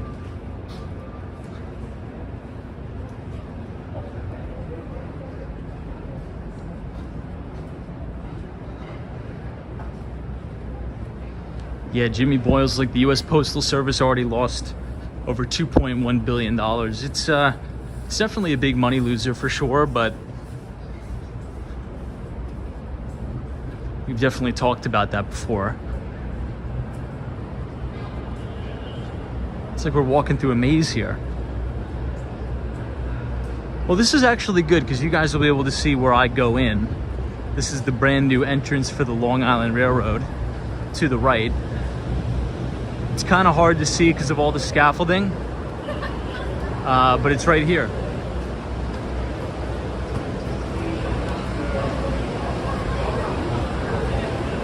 So this is where I go down. You can get the 123 ACE train, Long Island Railroad. You know what? Since we're already up at the 2-hour mark, let me see if I could take you guys down into the new Penn Station. Might as well. It's Saturday night. But the internet is usually horrible. I have to go here anyway to head home. But check this out. This is brand new. They actually blew this hole in the ceiling.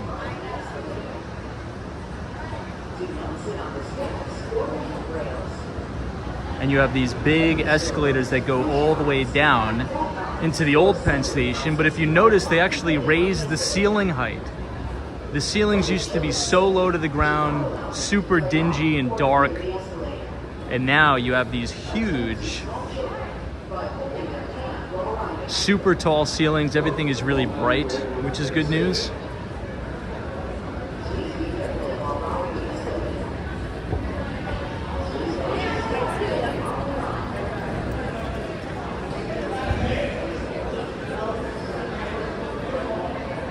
They did an amazing job here. For those of you who know what I'm talking about, who know the real Penn Station, this is like a night and day difference. Unbelievable job they did. Double R. This was absolutely horrible here. The ceiling heights were so low to the ground.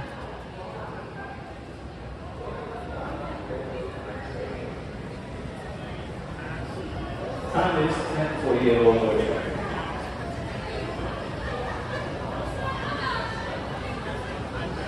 All right, with that being said, everybody, we are running up against the 2-hour mark. So if you enjoyed the live stream, feel free to leave a like on the video. Click the subscribe button if you're new. We will be live tomorrow at 8:30 p.m.